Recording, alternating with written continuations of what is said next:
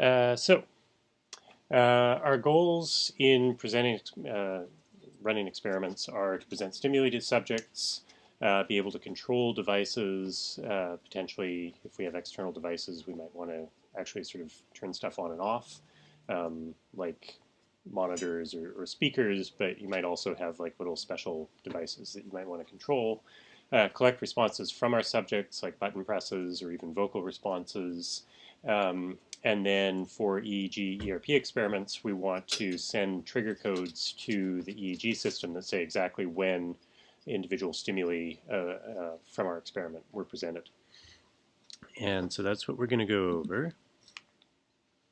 So for experimental presentation software, as I talked about before, we need really precise timing. So with EEG, we're recording a sample from all of the electrodes, typically 500 times a second. So that's really fast. That's like every 2 milliseconds we're collecting another data point from the EEG system. And we know that differences in latency on the order of like 20 milliseconds can be statistically significant and neurologically meaningful differences.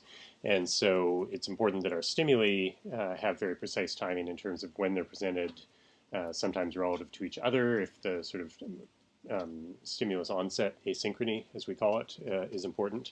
And certainly the timing of the codes that we send to the EEG system should be very tightly related to the actual experience that the subject has. So we need that precise timing and reliable timing. And the difference there is precise means that it's very, if we say we want the stimulus on for 100 milliseconds, it's on for 100 milliseconds and not 120 or 150 or 80 or something like that.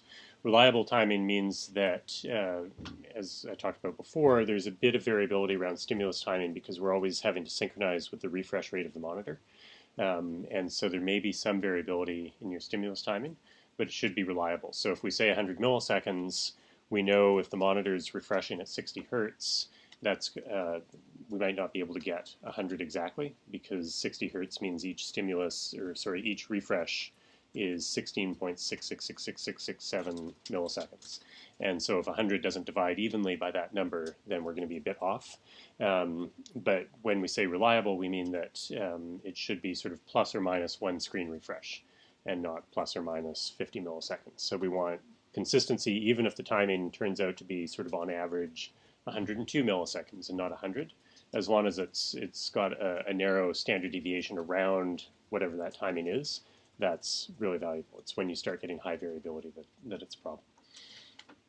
We want to be able to present various forms of media, so text, pictures, sounds, potentially video. Control the stimulus parameters and features, like how big the stimulus is, how long it's on the screen.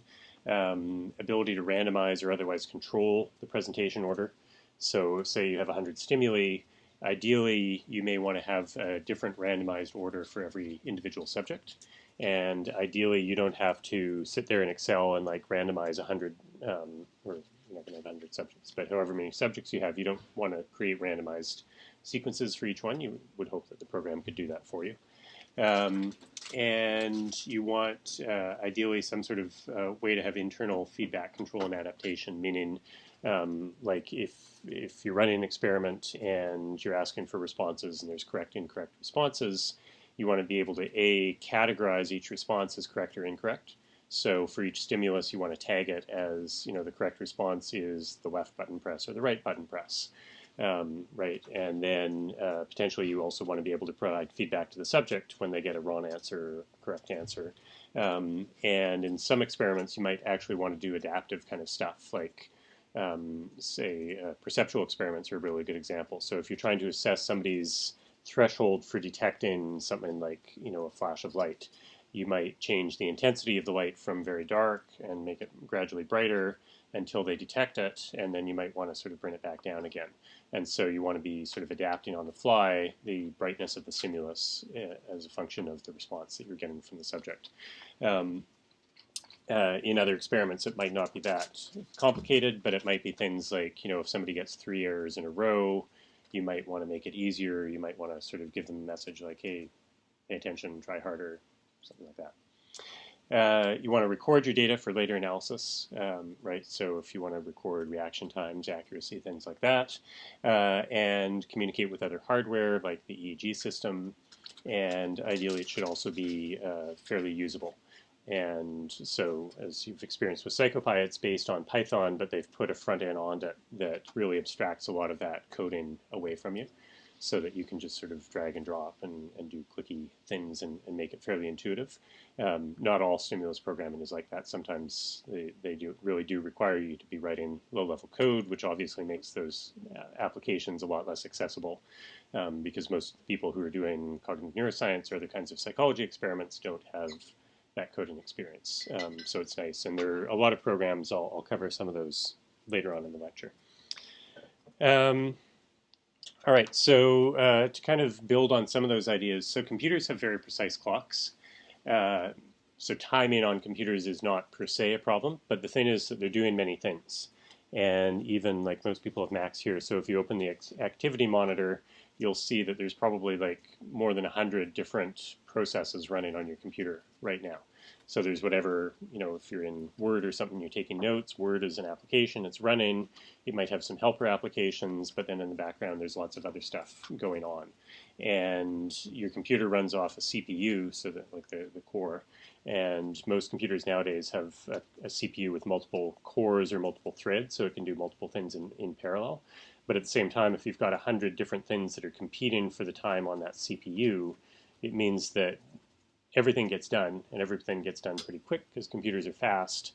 But in a situation where we really care about the timing of the onset of a stimulus and the duration of a stimulus, we need software that can control the timing of the computer at a relatively low level and sort of run things at a priority. So, in the background, you've got, your mail application is like checking your mail, and you've got Dropbox installed, and it's like checking and syncing files and that sort of thing.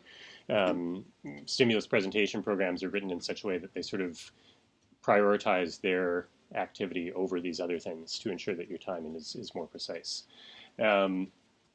So they need to do that. And the other thing is that sometimes they're, in spite of that, the timing isn't as precise as you might have asked for. And so the other part is that the stimulus program should be tracking the timing. So usually what you'll see in your output is a column that's like, the requested duration of the stimulus and then the actual duration of the stimulus. So you can actually check and see if you're getting good accuracy and good reliability of timing.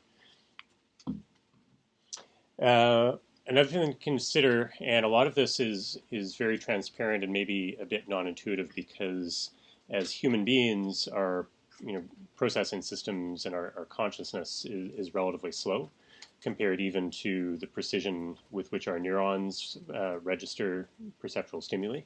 And so there may be subtle delays of like 20 milliseconds might not be very evident when you're looking at a stimulus program, but that actually impacts your ERPs. So there's actually time that's required when you say, okay, present this JPEG on the screen. The computer actually has to load that JPEG off the hard drive and prepare it in the background. It's actually sort of drawing that image first, and then it pushes it to the screen so that you can see it. So there's a number of steps there, each of which takes a bit of time, not a lot of time. But one thing that stimulus programs do is they actually try and preload stimuli. So if you think of an experiment as having a number of trials, a lot of stimulus programs will, at the start of each trial, they'll load all the stimuli from disk and get them all ready before it actually starts executing the trial. And that way everything is much more precise, and it doesn't sort of get lagged because it was trying to read the image off the hard drive, but Dropbox was trying to write something to the hard drive at the same time. Something like that going on. Yeah, so there's that piece as well. So there's a lot that the stimulus presentation software is doing that, and if you don't know coding, this sort of thing just seems sort of obvious. The only other obvious solution might be something like making a PowerPoint presentation, which is not going to have anywhere near good enough timing. But even sometimes I've had people come into the lab who are fluent programmers and think, oh, well, like, why should I use this stupid, like, PsychoPy program? I can just sit there and code this stuff. But it takes a lot to get all of these sort of low-level things done and tested and done right. And so that's where using a stimulus presentation program is actually better than even just writing your own low-level code, unless you're willing to put in the time and the effort. And if you look like on the PsychoPy website, I think they still have somewhere there's like this little like how many human hours of time have been invested in developing PsychoPy, and it's like hundreds of thousands of hours. And it's still kind of crappy software, to be honest. So, it's still got problems and it's still under development. So these things aren't trivial to solve. So I've already talked about video timing and the refresh rates, and the fact that with 60 hertz refresh rate, which is pretty standard, you've got 16.67 milliseconds per frame. In my lab, we're actually using stuff that's developed for video games, so high-end graphics cards and gaming monitors that have higher refresh rates, so they actually go up to like 144 hertz. So you actually have a little more precision in the time in there, but for the most part, 60 hertz is the norm. A couple of other things that people worry about in stimulus presentation are the pixel response times and the input latency. The input latency is basically just how long it takes from the time the monitor receives the signal to draw something to when it actually responds, which can be, a couple of milliseconds. Some of them, like if you go on like Newegg or Amazon or something and look at monitors, they have all these detailed specs. And the good ones are on the sort of 1 to 4 millisecond range, but sometimes you'll see some that are like 7 or 10 milliseconds. And like to the human visual system, 10 milliseconds doesn't really seem like much, especially because if everything takes 10 milliseconds, it's basically the lag is just 10 milliseconds from when you press play to when it starts, and then everything goes fine. But in an EEG situation, if you've got a 10 millisecond delay on every trial, that's going to be much more of a problem. The other one, the pixel response times, is really, so each pixel on your screen is an individual like little liquid crystal thing, and there's some physical process that's going on to turn it on and then to turn it off. And there's actually a decay time after you, especially when not so much on the on but on the off, that the pixel's bright, you turn it off and it doesn't just turn off. It's not like, you put something black in front of it. It actually sort of decays slowly. And on some of the, especially cheaper monitors, and especially with moving stimuli, if you have like a white dot moving over a black background, you can get this ghosting effect where you see like this little trail of the white dot because the pixels are still fading as it's moving. And in a perceptual experiment, that might be a big problem.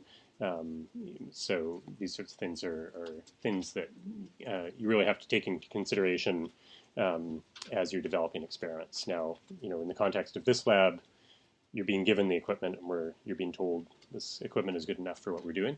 So you don't have to sort of stress about that for your experiment, but it's helpful to know all of these things and consider them as you move forward. So the effect of timing variability, this is just an illustration of what I've already described. So on the left, you see good timing, and so these are sort of theoretical EEG responses. So you've got the black bar, which is the event marker on each trial, and the EEG response is pretty consistent in its, when it starts going up, its peak, and when it comes back down to baseline. When we average them together, the average looks like each individual trial, more or less. When you have bad or sloppy stimulus timing, what you can see here is the black line is the event marker that the EEG system got from the stimulus presentation computer, but you can see that the timing of the ERP response is actually quite variable. And like on the bottom one, it's actually starting before the stimulus was presented, which doesn't make any sense, except that what that means is that the stimulus computer had really bad timing. And so when the EEG marker was being sent, wasn't really closely time-locked to when the stimulus was being presented. And so as a result, even though the ERP response on each individual trial looks fine, when you average them together with such a large amount of latency jitter, you end up with something that looks garbagey and doesn't look like any of the individual trials. So that's why it is important and why EEG researchers stress a lot about getting their timing right. Audio timing, so audio has much higher sampling rates on the order of like 44 to 48,000 hertz is pretty standard for audio, which means that, from one time point to the next, the little changes are occurring quite quickly. And that's necessary, that's the standard basically for like CDs or digital audio, because the human ear is that precise. It's a lot more precise than the visual system.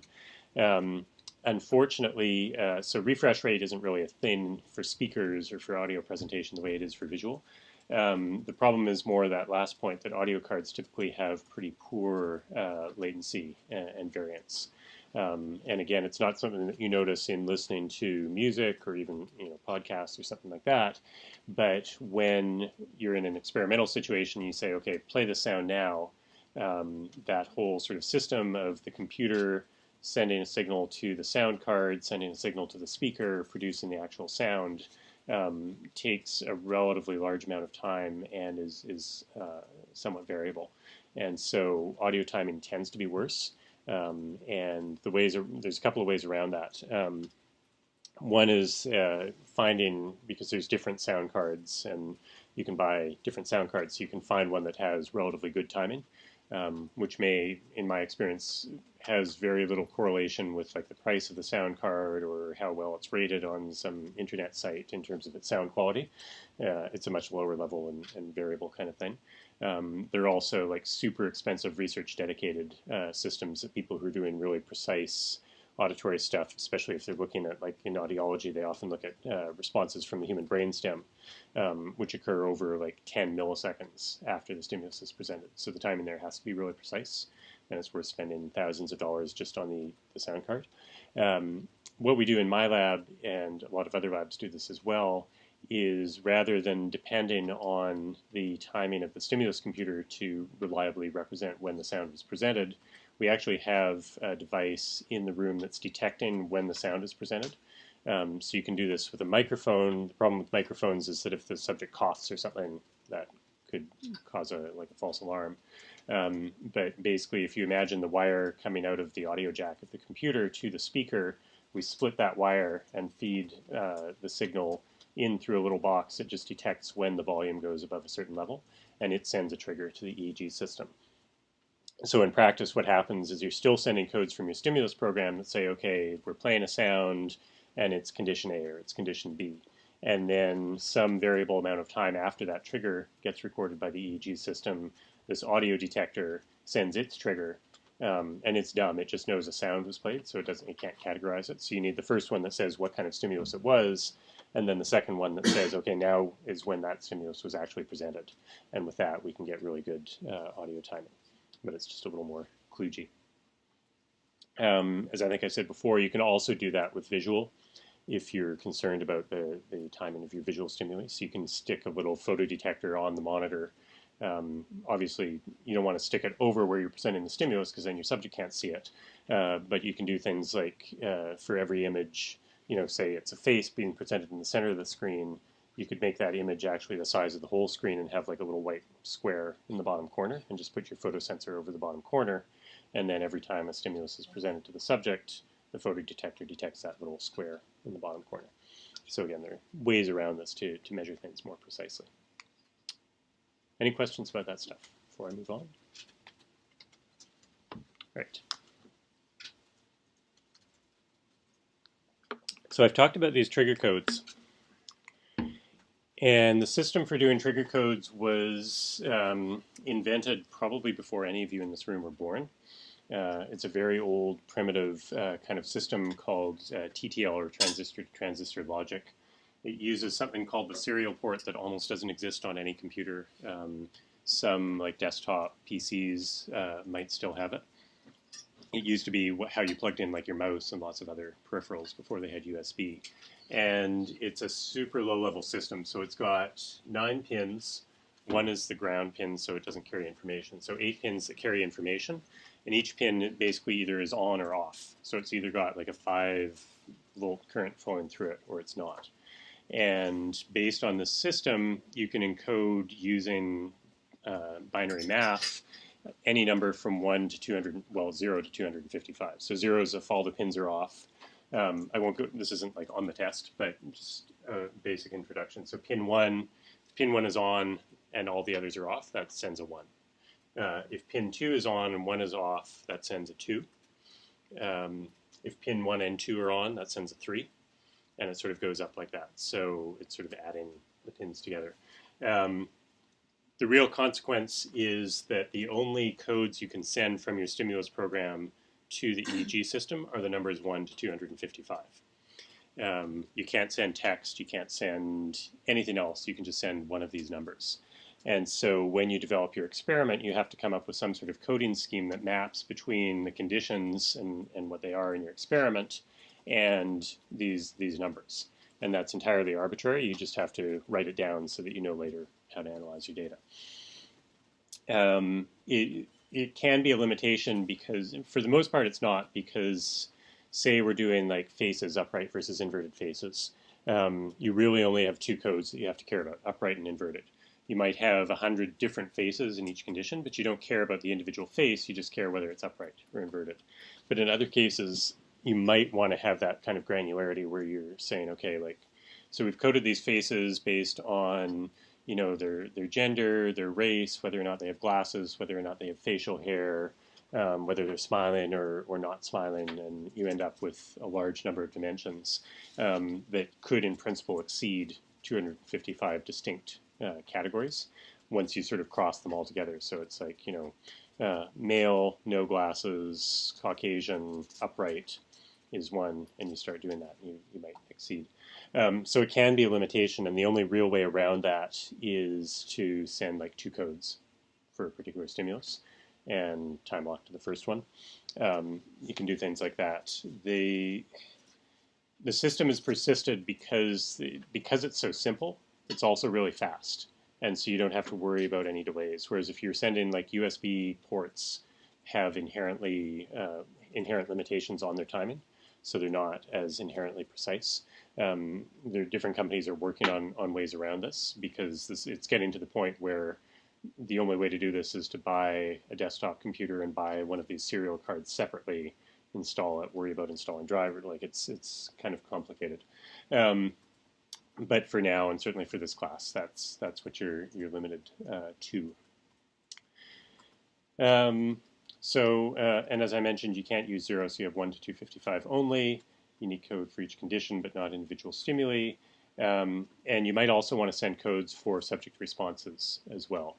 It depends on your experiment. If you want to code your ERPs differently depending on whether a person got a correct response or not, then you want to send those response codes to the EEG system as well.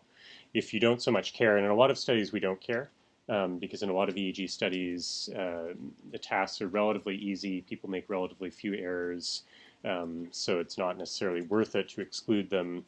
And certainly if you've got, you know, a 90% accuracy rate, given what I've talked about already in terms of the number of trials you need, you can't really look separately at correct and incorrect. You might be able to filter out the incorrect and just keep the correct, but you can't look at both.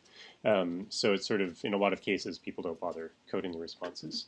But here, this is just an example over on the right of, you know, for the face experiment, you have upright and inverted faces. So we could code upright as 1, inverted as 2, and then code correct responses as 91 and incorrect as 101. Again, the numbers are totally arbitrary. It makes sense intuitively to start at 1, but it really doesn't matter. And I chose 99 and 101 to show you can have big gaps, and even, you know, 99 we skipped 100. It really doesn't matter. What's important is that you write it down, and that when we get to PsychoPy, I'll show you how we do this, that you are accurate in coding each stimulus as to the category that it's in. Obviously, otherwise you're kind of in trouble. The way we do this in PsychoPy, this is the one piece of coding your experiment that you can't do through the graphical interface. You actually have to include what's called a code snippet. So this is the button. So like visual stimuli or text or whatever in PsychoPy, you can just add one of these snippets to your experiment timeline. But then when you click on it, the information you put in is Python code. It's pretty simple. It's basically at the beginning of the experiment, you have to initialize the parallel port, which is this port that's sending the codes, with some special number. Liam knows this stuff, and Liam will help you configure this stuff for your experiment. So basically, as you're developing your experiment, don't worry about this. Just get everything working for your experiment, and then you can meet with Liam and add the trigger codes. The only thing is when you're programming your experiment, make sure to include the trigger codes for each stimulus in your Excel file. We'll come to that later.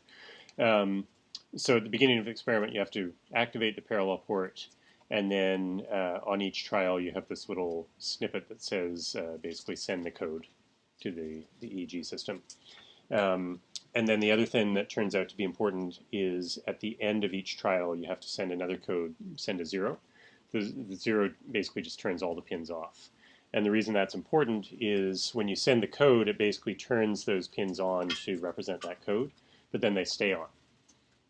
And remember, this is a dumb system. It's just like current flowing through these individual pins. So on the next trial, if I send a 1 on the last trial, that means my 1 pin is still on. And if I send a 2, all that does is turn the 2 pin on. It doesn't necessarily turn the 1 pin off. So you actually receive a 3 because it's adding those together rather than the 2. So it's just a little bit of tidying up that you have to reset the trigger code thing each time. Okay. But as I say, you don't need a deep understanding of that. The real important thing to understand is that you do need a code for each of your stimuli, and you have to be systematic and careful about that. All right, so in terms of the stimuli that we will be presenting, I alluded to this but didn't sort of call it out explicitly last class. The Hilliard principle, so Steve Hilliard is this guy here, quite a famous ERP researcher in the area of attention. And he has this quote that's become called the Hilliard principle, which is always compare ERPs elicited by the same physical stimuli varying only in the psychological conditions. This isn't always possible. Like in language experiments, I talked about sentences like I take my coffee with milk and dog. So that's a violation. The control sentence is either going to be I take my coffee with milk and sugar, or I went for a walk with my dog. So the only way you can have like semantically anomalous and semantically felicitous sentences is to change some of the words in the sentence. And even if you keep dog the same, the preceding word is different, which might actually sort of carry over in terms of brain activity. But it's, as much as you can adhere to this principle, you should. With the faces upright inverted, the inverted faces are obviously by definition different in that they're inverted. But what you should make sure is that for every face in the experiment, you present it once upright and once inverted. And then you've got at least as closely as possible matched stimuli. So when they say the psychological conditions, and this is coming from his research, a lot of his research was stuff like you stare at the screen, you stare at a fixation point, and you're told to tend to the left half of the screen or the right half of the screen. And it turns out that ERPs to the attended side of the stimuli on the attended side of the screen are larger, like the N1 is larger than to the stimuli on unattended side of the screen. So there, the psychological condition is whether you were told to attend to the left or the right side of the screen. And that's a paradigm where it's very easy to adhere to this. You don't want to have like red stimuli on the left and white stimuli on the right or something like that. You want to sort of have the same stuff. But it's certainly a valid point, and especially because, again, the brain is exquisitely sensitive to stimulus properties in a way that, at a low level, I'm talking about like neurons in your occipital lobe, they're often more sensitive than your reaction times or something might suggest. And so just having differences in the brightness of stimuli or the contrast of stimuli or the loudness of auditory stimuli can make a difference in the size of your ERP components. So you want to be careful to match all of that stuff as carefully as you can. Number of trials, ideally 40 to 100 per condition. More is generally better, but remember that there are diminishing returns as you increase. So I showed you this one before. Basically, from 32 to 64, you get sort of marginal increases in how clean the data look, up to 128. The biggest thing with 128, like if it's not quite aligned right. If you look here, the peaks of the P1, N1, P2 complex are pretty clear. Even at earlier ones, the amplitude is maybe a little more variable at 16. not so much at 64 or 128.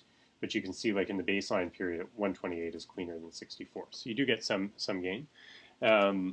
But less than 40, you're going to have problems with noise in your data, and especially in your experiments where you're going to be running relatively few subjects, the impact of that noise is going to be magnified relative to if you had more subjects.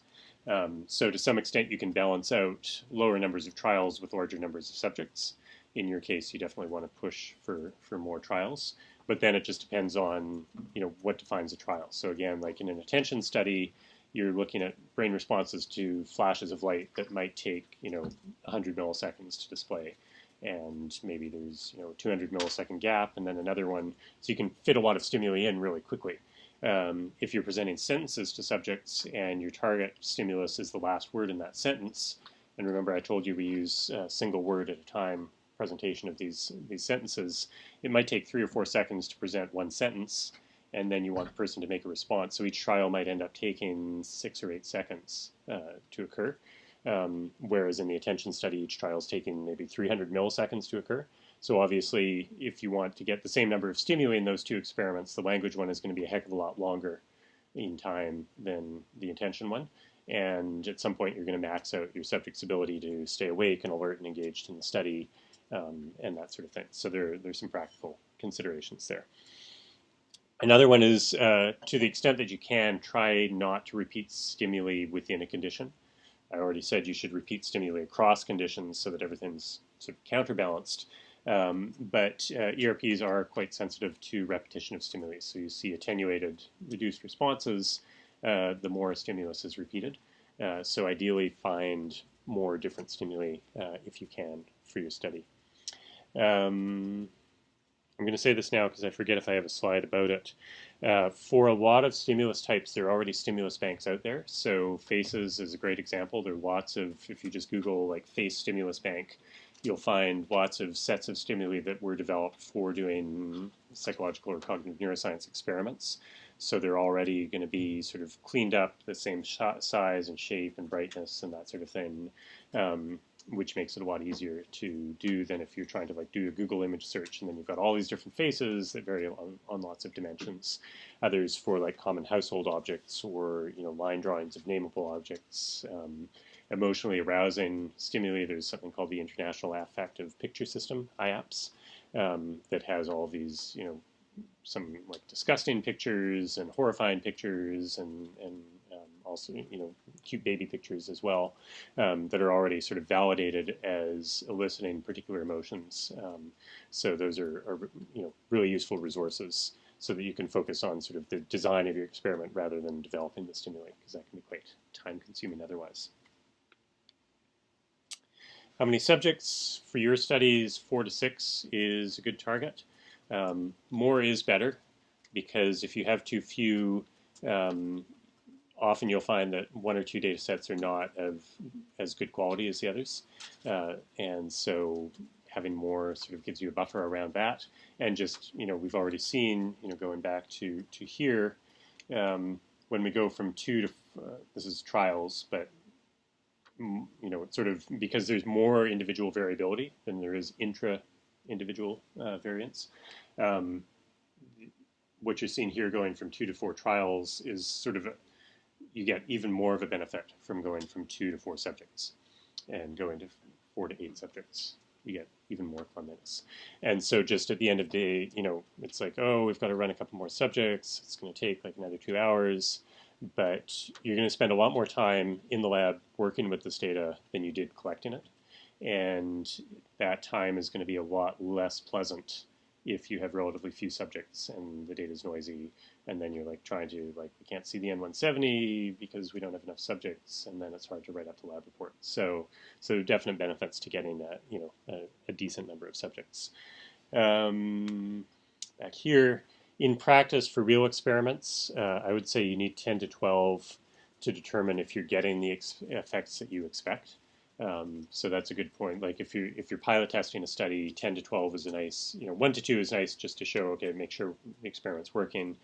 10 to 12 is a good number to get to sort of assess, does it look like there are differences between the conditions and we're getting kind of what we predicted, or maybe we have to stop and rethink, the stimulus timing or something like that, to get to the point where you can get statistically reliable effects. So not just statistically significant, which you can get sort of by chance or by luck, but to get something that is replicable and statistically significant. 20 is probably a bare minimum. And going, so I would say if you try and submit a paper for publication with less than 20, it's probably not going to get accepted. The norm now is more like 30 or 40 for ERP papers.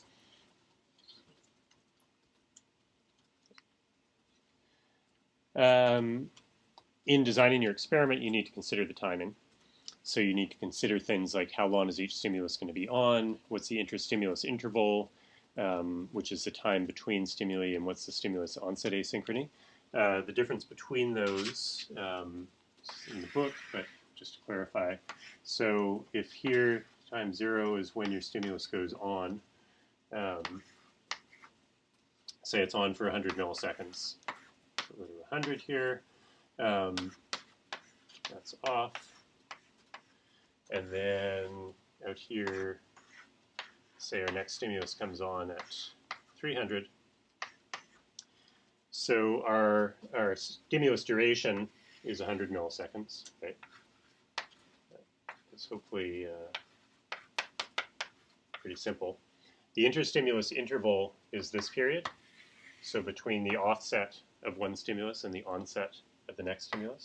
So we call that ISI. And then the stimulus onset asynchrony is the asynchrony, so the difference between the onset of one stimulus and the onset of the next stimulus. So that's all the way here. Right? So if we've got a 100 millisecond duration stimulus and 200 milliseconds in between, that means our ISI is 200 milliseconds, but our SOA is 300 milliseconds, because it's the duration of the stimulus plus the intervening period before the onset of the next stimulus. In practice, what you need to consider is what are the ERP effects you're looking for. So with faces, if you're looking at the N170, well, that peaks around 170 milliseconds. So you want to be sure that your SOA is maybe at least 200 milliseconds, so that you don't have overlapping ERPs from different stimuli. You might want to buffer that out to a little more. Face experiments, I often use 500 millisecond SOA. So you need to sort of think about which components are we looking at, when do they occur, make sure we have enough time before the next stimulus starts that those components have all sort of occurred and come back down to baseline. The other thing is that whatever experiment you design, you should be designing it basically sort of standing on the shoulders of past experiments that have been published. So you can look at those studies and look at the methods section and see what their stimulus duration, interstimulus interval, that sort of thing was. And usually, if they did it and you're trying to do something similar, the timing that they used is probably reasonable to use for yours. The other thing to consider is if you're expecting subjects to make responses to the stimuli, you might want to build in enough time for them to respond before the next stimulus comes on. So in face studies with 500 millisecond interstimulus interval, that's pretty fast. So that's 2 stimuli a second. And if they're upright inverted and we're having people make judgments, most, sort of early 20s university students are capable of making that upright inverted judgment within that time period. And often even though the next stimulus is on, you can define a period to look for a response that's, so say the next stimulus comes on at 500 milliseconds. We know that it takes people, like the minimum human reaction time is about 200 milliseconds. So even 700 milliseconds after that first stimulus 1, even though stimulus 2 has been presented, you might still be able to capture a response to stimulus 1, and it was for stimulus 1 and not 2 because it's too fast to have been to stimulus 2. So you can have a bit of overlap if you want to go quickly, but in general, it's nice to have enough room that you're sure that the stimulus has occurred and people have had a chance to make a response to do that. Another thing to keep in mind, again, this controlling the stimuli as precisely as possible and keeping it consistent. You want the stimuli on for a fixed period of time in an EEG study. Also applies to just about any other imaging paradigm. In some cases, in some stimulus programs, allow you to do things like leave the picture on until the subject makes a response, and then it goes off. But that means that the picture duration is now equal to the reaction time, and it's not fixed. And so if the reaction times are systematically longer in one condition than the other, then your stimulus duration is also then systematically longer in one condition than the other, and that could affect the amplitude of your ERPs or your brain activation measures. So you want to be sure that those the stimulus timing is precise and it's balanced across your different conditions. There's various kinds of confounds that you can get when you're thinking about behavioral responses. So at a minimum, probably if you've got, again, simple upright inverted face experiment, if we're having people make judgments, that means that they're pressing one button for upright, one button for inverted. So they're, in principle, making different responses. That's normal. That's okay. If you're having them use right and left hands, you might want to consider the fact that people are generally faster with their dominant hand, and most people are right-handed. So in those situations, usually people counterbalance across subjects which hand is associated with which response. Right, so subject 1 might be using left hand for upright, right hand for inverted. Subject 2 would be the opposite. They'd be using their left hand for inverted, right hand for upright. Another option is just to require responses from 2 fingers on the same hand. The differences in RTs between fingers are much less than between hands. So you could still counterbalance, but it's less of an issue. One thing that you want to be careful about is something like saying only respond to the inverted faces, because now you've got a systematic difference in how people relate to the different kinds of stimuli. So for one thing, they're making responses to one class and not to another, but there's things like the P3 ERP is attention dependent. So P3s are largely only seen when the stimuli are task relevant. And so by that sort of logic, if you say respond to the inverted faces but not the upright, people might show like a P3 to the inverted faces and not to the upright faces. You might actually get a distinct ERP component to one and not the other that's not related to the stimulus, but just related to the fact that one requires a response and one doesn't. Or people might just pay more attention to those stimuli that they have to do something with than the ones they don't. So it's generally a good idea to make sure that you're balancing what people are responding to. So that's sort of the stimulus contingency thing. Another is differences in difficulty is good to be mindful of. Right, so if people are generally faster to detect an upright face than an inverted face, that might be okay, but that might be a consideration as well in your design. And in general, you want to try and equate the difficulty between your different conditions as much as you can. Sometimes that's an inherent part of the study, is some things are just harder, right? But it's at least something to consider and try and control for as much as you can. So yeah, this first arrow here, caution when presence or timing of motor responses differs, is really like, presence is really like, are they making a response or not? And it's generally a good idea to vary conditions within trial blocks. So blocks are sort of groups of trials. In, say, the attention experiment that I described before, you're staring at the fixation and you're told, okay, attend to the right side of the screen, respond only to the red squares when they appear on the right side of the screen.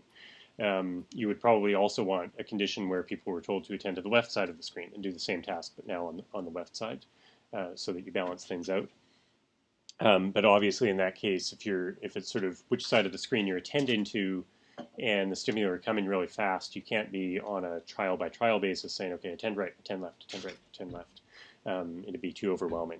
So that's a case where you really do have to block, okay, there's an attend right block and an attend left block. But in something like the upright inverted face condition, you want to totally randomize those upright inverted faces. You don't want to present like 100 upright faces and then 100 inverted faces, because obviously the way people behave is going to be very different, because it's like, okay, they're all upright, I'll just keep pressing that button. Might be more boring, but also over the course of an experiment, somebody might get more fatigued, they might start blinking more, there might be these sort of time-related subject-level effects that can only really be controlled if you're interspersing all of the stimuli from all of the conditions all the way through the experiment. So keep that in mind. Yeah, so I did have a slide around the stimulus banks, so I already mentioned that. There's also a journal called Behavior Research Methods, which is basically a whole journal of people reporting on stimulus sets that they've developed and for different purposes. And they typically, to get published there, you have to develop the stimuli and run them in a study and kind of validate them and that sort of thing. And that's worth looking for. So I said, you know, you can Google, and some people have these stimulus banks on their website. But a lot of the time when people publish in Behavior Research Methods, the stimuli will just be like supplemental material to that paper. They won't be on sort of a separate website. So there can be some benefit if you're not finding what you want through just a simple Google search. Doing like a Google Scholar search or going right to Behavior Research Methods website can be a way to find additional resources. All right. So stepping back and trying to be a little more high level. Some guiding principles. You've already heard the Hilliard principle. Another one is to focus on a specific ERP component. So what you want to avoid is fishing expeditions, and it's like, oh, let's see what the brain does when we give it this. That's grossly unconstrained. You want to have hypothesis-driven stuff, and you want your hypotheses to be based on past literature. And it's really most productive with ERPs if you look at the past literature and go, okay, you know, studies of these faces all have focused on the N170 to look at configural processing or sort of holistic processing of faces, or the later P2 component if they want to look more at sort of identity recognition of faces and this sort of thing. So there's already such a vast literature out there. It is very hard to find something that people haven't studied already. And especially in the context of this class, I want you guys to focus on the experience and not doing something super novel. So, you know, I don't want to see straight replications of a previous study, but in general, the best ones are little tweaks on previous studies so that you have a pretty good idea of what kind of component to expect. And you can look at that. And that also makes your analysis easier because you can say, okay, now we're looking for the N170. We know when the N170 occurs. We know which electrodes it's going to be biggest at.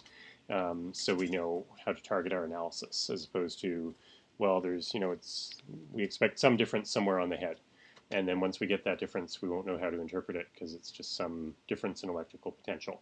Whereas if it's the P3, it's like, okay, well, we know the P3 is sensitive to attention and to the probability and sort of surprise. We know the N170 is associated with configural face processing. We know the N400 is associated with semantic processing. So, by knowing what ERP component you're looking at for, you can make inferences about the underlying cognitive process that it reflects. Whereas if you don't already have that basis of literature that tells you what that component means, you're just going to be sort of waving your hands in terms of trying to interpret those changes in brain activity. And sort of following on what I said, using well-studied experimental manipulations. So that, again, helps you understand what component you might expect to use. Things like, how you set up the experiment, stimulus timing, that sort of thing. These problems are much more solved if you're basing it on manipulations that have already been done, whether it's like the P3 oddball paradigm where you present, one class of stimulus 80% of the time, one 20% of the time, some sort of semantic violation experiment, some sort of spatial attention experiment. There are all these paradigms that have already been developed and tested and proven to give certain components and have very well understood interpretations. So it's, again, much easier to work within that framework than to do something that's totally different and you've changed 5 different variables and then it's hard to know when you look at the results how to make sense of them. Right, so as an example, you could ask a question of like, how does manipulation X affect N1 amplitude in a typical Hilliard spatial attention paradigm? Okay. Another one, and I made this point in earlier lectures, is think about things in terms of difference waves. So you always need at least 2 experimental conditions, right? So upright inverted faces, attended, unattended stimuli. The P3 is like frequent, infrequent stimuli. N4 is semantically anomalous versus semantically sensible kinds of stimuli. And then you're looking at just the difference between those 2 conditions, which subtracts out all the things that are constant across them and not of interest. So just the visual perception of words in a semantic experiment, things like that. So think about that and focusing on differences rather than just we're going to measure the amplitude of the N170 to, faces, and we've like painted all the faces blue, and we want to know what the N170 looks like to blue faces. Well, unless you have non-blue faces, you have no basis for interpreting what you get for the blue faces, right? So you probably want regular faces and blue faces and red faces. Get to the end here. So in making your stimuli, again, starting with pre-established stimulus banks is great. In other cases, you might be making your own stimuli, especially if they're word stimuli. It's not that hard to type things into a computer, obviously. If you are working with visual stimuli, and especially if you're getting them from multiple sources, you need to think about things like the size of the stimulus and the brightness and that sort of thing. So you'll probably end up doing some editing, and you can often get away with just Paint on Windows or Preview on Macs, or there's other ones like Pixelmator and Photoshop and so on. But for the most part, you should be able to get away with free software for the kinds of things you'll need to do in this class. Or like, the 30-day free trial or something. And ideally saving them as PNGs. With PsychoPy, it'll read JPEGs and bitmaps and PNGs and other things.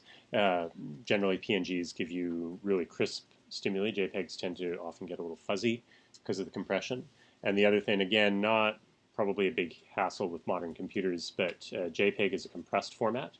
So that means that when it reads it from disk, it actually has to do some processing to uncompress that image into a legible format, whereas PNGs are not, and so they're just faster and more optimized for stimulus presentation. If you're working with auditory stimuli, you can record stimuli on like your phone or your laptop, probably. If you're going to do that, try and do it in like a quiet room, and try and do it all in one session, and think about the fact that the volume of the stimulus is going to be directly proportional to how close your mouth is to the microphone. So try and keep like a constant different distance. And then there's this free software called Audacity. It's open source, and it's a great audio editing package. So you can open up, export files from your phone even, open them up in Audacity and see and like trim them so that, because you press record, then you start talking, there's some silent period between the start of the file and when the sound starts. And for ERPs, again, because you want precise timing, you want to chop out that so that the start of the file is exactly where the sound starts, and the end of the file is where the sound ends. So you can do all that stuff in Audacity quite easily. I think I got clipped off the bottom, so that's trimming. The other thing is in Audacity, it allows you to change the volume. And so you can, sometimes the stimuli aren't as loud as you would want them to be, and it's very easy to amplify them and sort of max out the amplification range of the audio file, and then worry about turning the volume down in the ERP booth rather than having stimuli that are too quiet to hear even when you crank the volume up. Those are the two big things. That's all. If you've never done that sort of stuff before, it's relatively easy to learn. And if you have any questions, you can always ask us. All right, so the next step is programming your experiment, and we're going to do a hands-on part. I just have like a couple of, I think literally 2 slides here. One, so I mentioned PsychoPy is what we're going to be using. There are other programs. Psychophysics Toolbox is another freeware one. Most labs use ones that cost money because with money comes ease of use and support. PsychoPy works for probably anything that we'll do here. It has some trouble with video. I wouldn't recommend using video in your studies because everything I've said about auditory timing is worse when you're trying to do auditory stimuli with moving pictures and keep those things synchronized and everything. So just try and come up with experiments that don't involve video. But other packages do a better job with video and have more sort of user-friendly interfaces and usually have like tech support that's better than PsychoPy's sort of online hope that somebody responds to your message board post kind of approach. But when I say expensive, like presentation, I think is like $300 or $400 per year per license. Meaning that, like in my lab, we had it for a while, and then it's like, okay, so we've got it on the stimulus computer in the room, but people use that for running studies. So if somebody wants to program their experiment, they either have to schedule around when other studies are being run, or we need a second license on another computer for people to do that. And then people want to do it on their laptops at home, and then we're also doing MRI studies. We need one, and so you end up with sort of a tall budget every year for the software. So for the most part, we use the free software, and it works well. And then this is just a little organization thing that I'll mention when we do the hands-on as well, but it's worth emphasizing here as well, is that once you start building your experiment, you're going to have a folder with your experiment file and an Excel file that lists all your stimuli that you want to use, and like the trigger codes and that sort of thing. And then if you end up with like 200 visual images or something, that directory is going to get really cluttered. It's very easy, and PsychoPy handles this quite well. Just make a subfolder called Stimuli or something like that, or Stim. And then inside the Excel file, you just say stim / means stim is a folder. Look inside that folder for the image name, and then in this case .dmp. Again, I'll cover that again, but this is something that's come up before, and so I thought it would be useful to have in the slides for future reference. Okay, so that's the end of the lecture part. Any questions about that stuff? All right, so we will take a little break, 5 minutes, and then we'll actually dig into using PsychoPy.